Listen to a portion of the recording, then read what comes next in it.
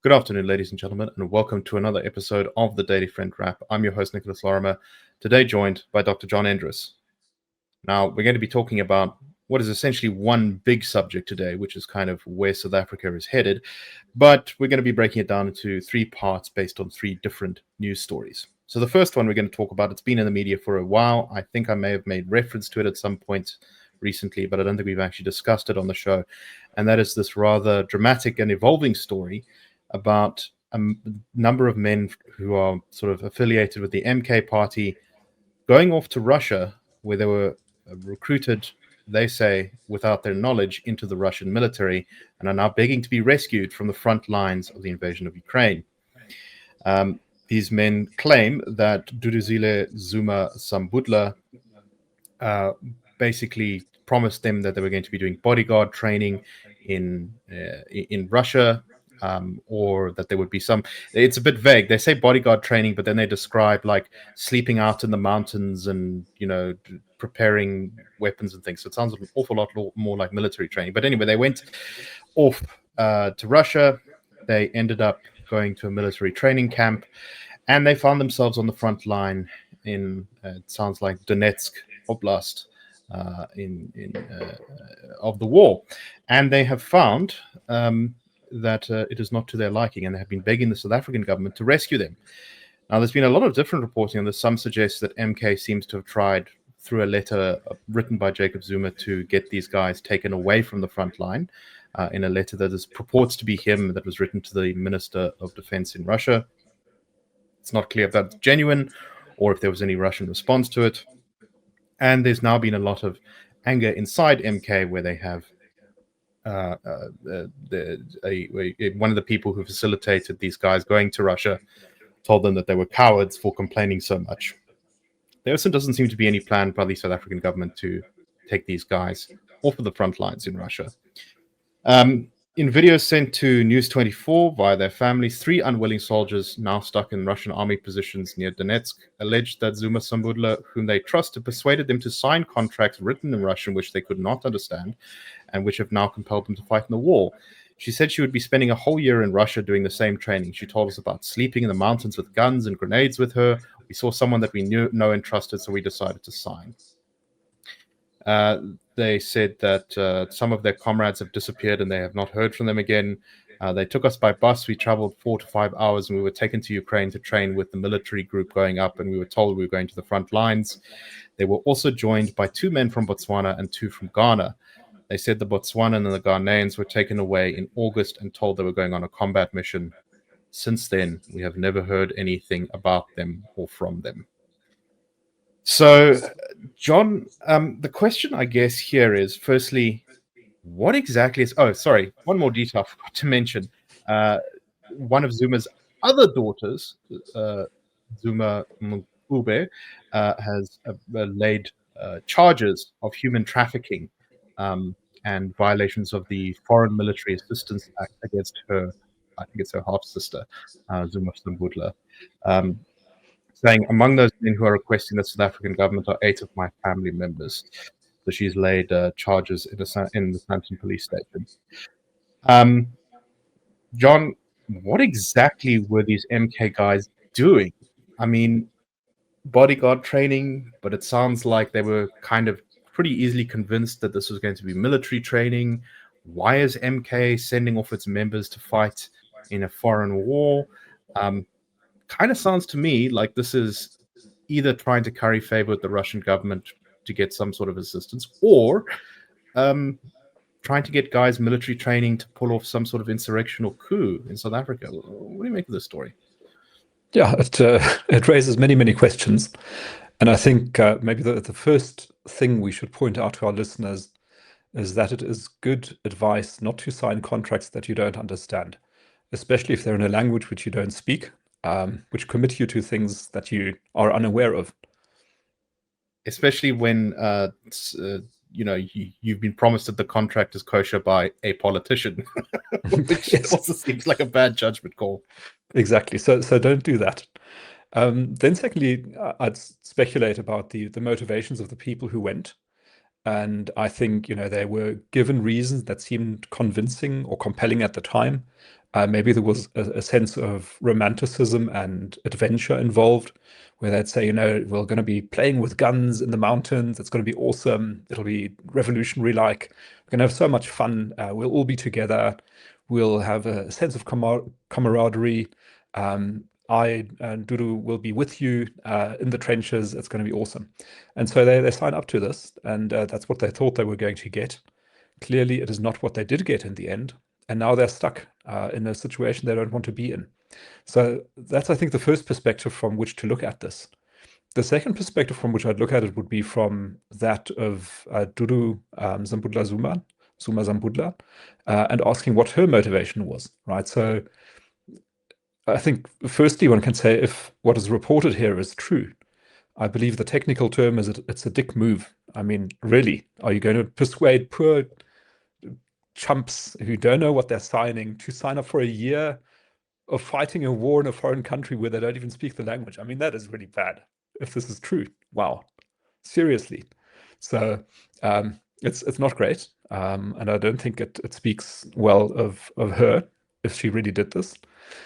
But why did she do it? And one motivation could be money, right? So you sell some soldiers to the Russians, get some cash. What's not to like? Or, as you say, there could be political motivation. So in other words, is this preparing troops for some sort of military violent action? Do you want to have, are you looking to create battle-hardened troops who are going to fight at your side as you overthrow the government or something like that? Who knows? I mean, we don't know what her reasons were, but the entire situation is very troubling, I would say. This really doesn't smell good, this story. Nick. Yeah, it doesn't really matter which of these reasons, in a sense, it is. We just know that this is, whatever it is, it's bad. Yeah, I mean, and the question is how bad. Yes, exactly. And what would be the sort of the most good faith, benign explanation you could find for this? So assuming that the reporting is accurate, how do you explain this? Do you say, well, the guys were unemployed. We were trying to, find a way to get them some sort of job, train them up for a future career in law enforcement or the military. And out of the goodness of our hearts, we got them these contracts. They should be grateful. Maybe. I think it's a bit of a stretch.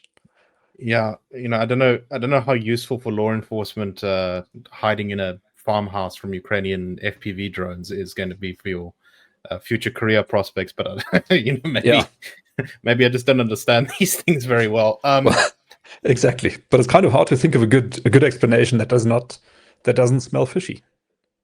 Yeah, no, exactly. And I mean, firstly, South Africa has all these strict rules about serving in foreign militaries and being mercenaries, and every now and again the government has raged about like some sort of former SADF South African soldier going off to fight in some war in Africa, and we've got all these laws to prevent that.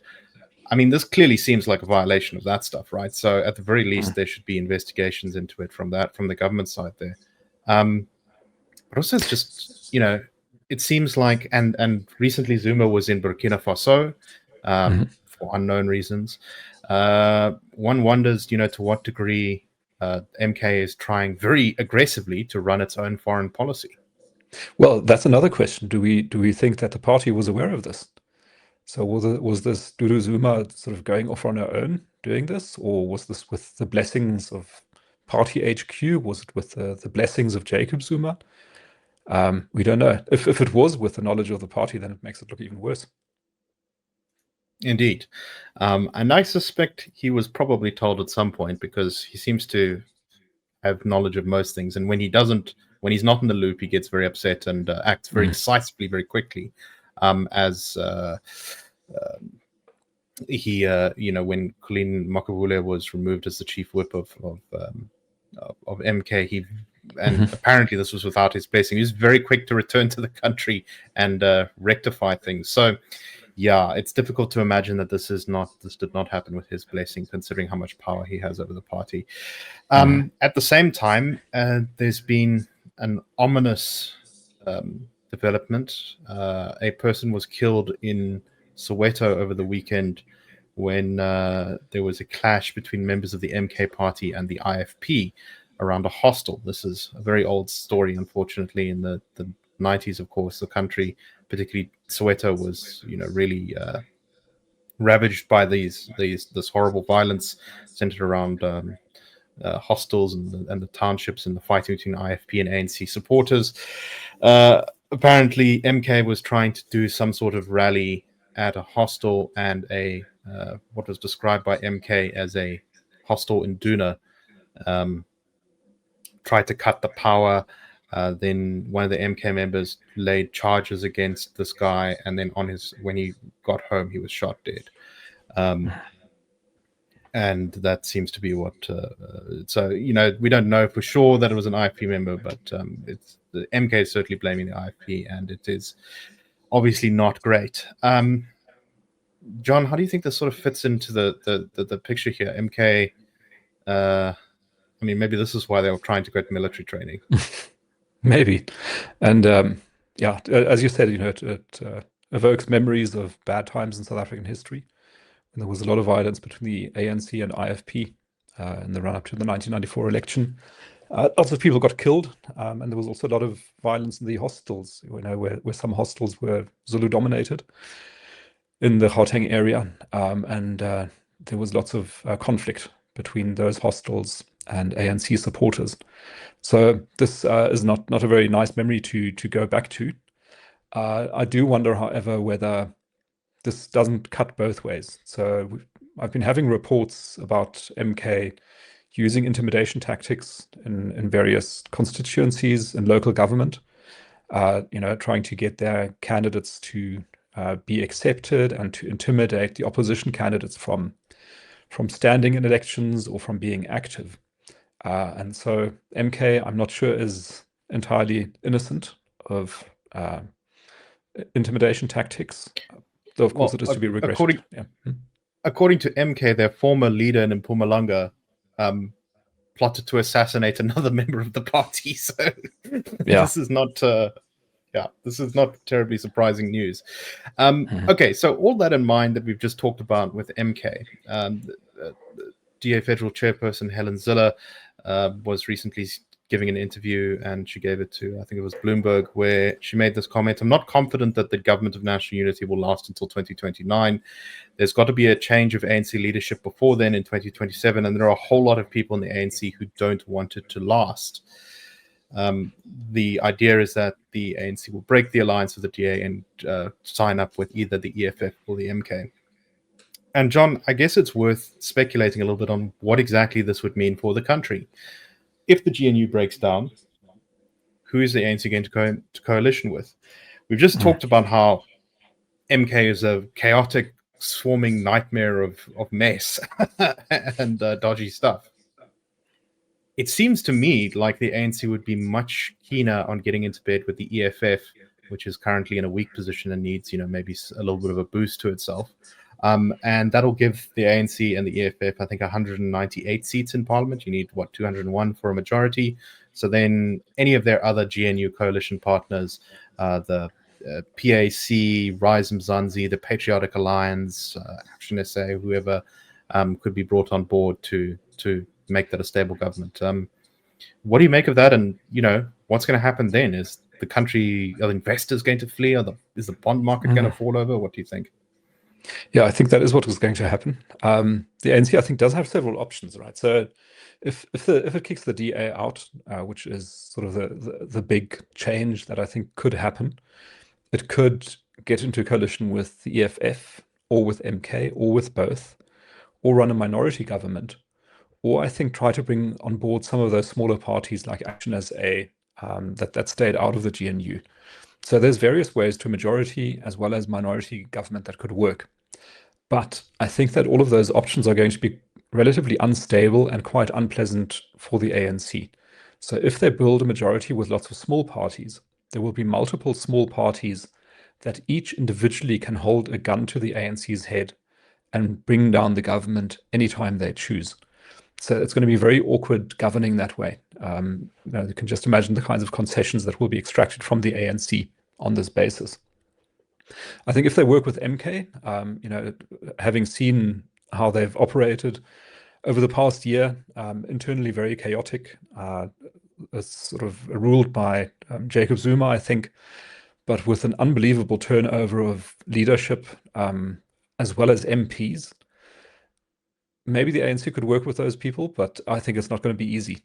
And lastly, I think if they work with the EFF, as you've pointed out, they've recently weakened, and that maybe makes them the likeliest prospect, because it's the EFF that would seek its salvation in the arms of the ANC, while the ANC does the same with the EFF. But I think, as we've said before on this show, it is almost like pirates trying to capture a sinking ship, and that is not a great prospect. So if these two parties look ahead to 2029, working together, ANC plus EFF, is that going to boost their prospects or worsen them? I would put my money on it making their prospects worse. So let's say we get an EFF ANC, I don't know, PAC government for what, 2 years from 2027 to 2029. What will that, I mean, obviously it's far out, right? But what do we think that will actually do to South Africa? I mean, should South Africans be digging bomb shelters, buying canned food, and storing gold? I mean, will the country come through? Because presumably the EFF will make a big song and dance about demanding some sort of insane, ridiculous policy concession. Like, it's not just enough that we've weakened property rights, it's that we must abolish property rights or something, completely wacky.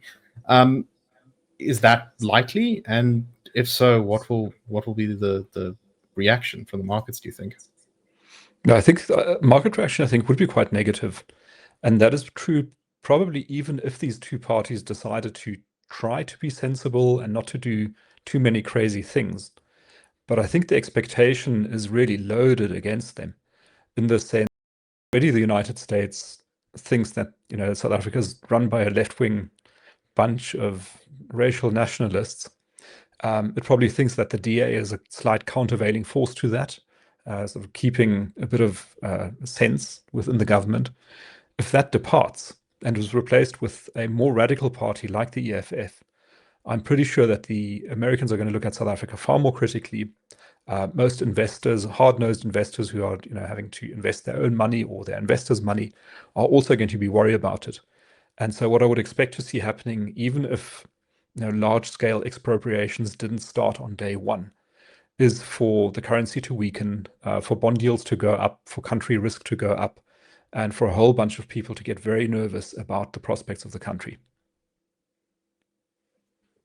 Although I think electorally that would be extremely damaging for the ANC and the EFF. I mean, if you look at the sort of dry run for that, it's the city of Johannesburg, where that's exactly been the coalition in power. And oh boy, that has not gone well for kind of anyone involved. I mean, it's going to be very interesting to see, obviously, in the next local government elections. But I suspect both the ANC and the EFF are probably going to take a bit of a hammering. I mean, maybe the EFF will hang on better than the ANC, but the ANC, I think, is going to really take a bludgeoning. So I think we have to sort of just positive follow-up to that, Nicholas, which is the question of whether an ANC-EFF government would allow for free and fair elections. So they might realize the predicament they're in, going down in the polls, believing that the polls are accurate, and then deciding not to expose themselves to the voters' judgment and rather making sure that they win, rather than campaigning to win. So generally, in my opinion, the best time if you're trying to steal an election and entrench an autocracy is to do it when you're at the height of your power, not at the bottom of your power. And so I think, while we definitely can't count out a scenario like that, I think the capacity of those parties to sort of successfully pull it off will be quite difficult, particularly if the opposition is well organized. And I think it'll be quite obvious ahead of time that such a thing is going to happen. Yes. And what would the response be, say, of big business as well, right? So is big business just going to stand by and watch it, see it happen? Or would they become more active, more engaged, place pressure on political actors to not go crazy? Right. There would be sort of three components to the resistance to an attempt to steal an election. There would be business in the markets. There would be popular support or popular outrage. and then there would be foreign governments. Mm-hmm. South Africa has done its absolute best over the past few years to make itself some enemies in the West. So, there's your potential foreign support for opposition parties. South Africans are generally pretty okay with rioting and protesting. We do it a lot. There are service delivery protests all the time. There are stonings, there are riots, all sorts of things. So that's something that could very easily flare up, and we know that the police can struggle to deal with that. And then, of course, the business community is already feeling sort of battered and miserable. And after 2 years of an ANC-EFF government, they would also be in a bad way. So that's not a great hand already to try and go in to steal elections. It's not impossible, especially if you have foreign support, maybe from China or Russia. But it doesn't seem like a great hand to play. Yes. And so it may turn out that the DA does stay in the GNU. Maybe the GNU does last all the way to 2029, given the alternatives. Right. But I think this is all a reminder that while things are very much changing in our country, we still don't know necessarily whether they're going towards the good or the bad. And it's up to us, I think, to make sure that they go to the good and not the bad. That's right. Last piece of this, which is connected, I think, to all of this, is that the United States in the Senate has tabled a new bill to renew AGOA. This is the African Growth and Opportunities Act, which is meant to allow basically tariff reductions for countries in Africa to help develop their economies and spread American influence. So it's supposed to be a sort of a win-win. South Africa has benefited from this until the Trump tariffs came in, which effectively pretty much finished off AGOA in a lot of ways. AGOA was set to expire and is up for renewal. And the new draft of the AGOA renewal explicitly excludes South Africa.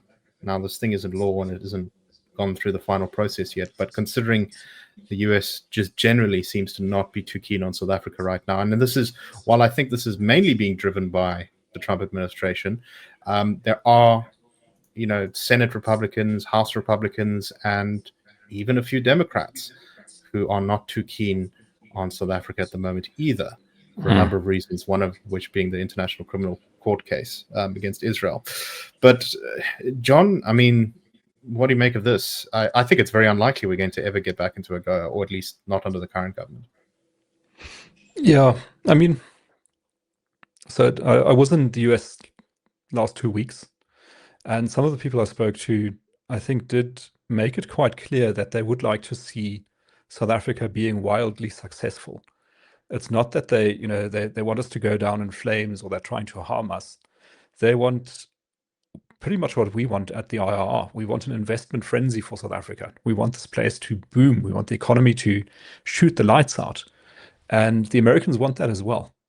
But their assessment of the situation is that there's no chance of getting that result if we have anti-growth policies. If we're undermining property rights, like with the Expropriation Act, and we've got race-based laws, and we are antagonizing the United States internationally, we're not dealing with the crime problem. We're allowing political polarization, as expressed in the Kul de Boer song, to proliferate. None of those are conducive conditions for rapid economic growth. And so I think there's absolutely the chance to fix the relationship. I think there's absolutely the chance for us to get AGOA benefits or similar trade benefits. But it really is up to us. And I think as long as we remain intransigent on these key issues that the Americans are telling us matter to them, for that time, we're not going to progress in the relationship. All right, with that, we're out of time. So thank you very much, everyone, for listening today. We hope you found the show interesting, and we'll see you soon on the Daily Friend Show tomorrow. Bye-bye. The Daily Friend Show and the Daily Friend are a project of the Institute of Race Relations, the IRR. The IRR is a think tank which was founded in 1929 to study race relations in South Africa and works to change government policy to improve race relations through non-racialism and to ensure the prosperity of all South Africans. If you like our work and would like to support us, please go to irr.org.za and click Support the IRR. Or you can go to thedailyfriend.co.za and click the Fund Us button.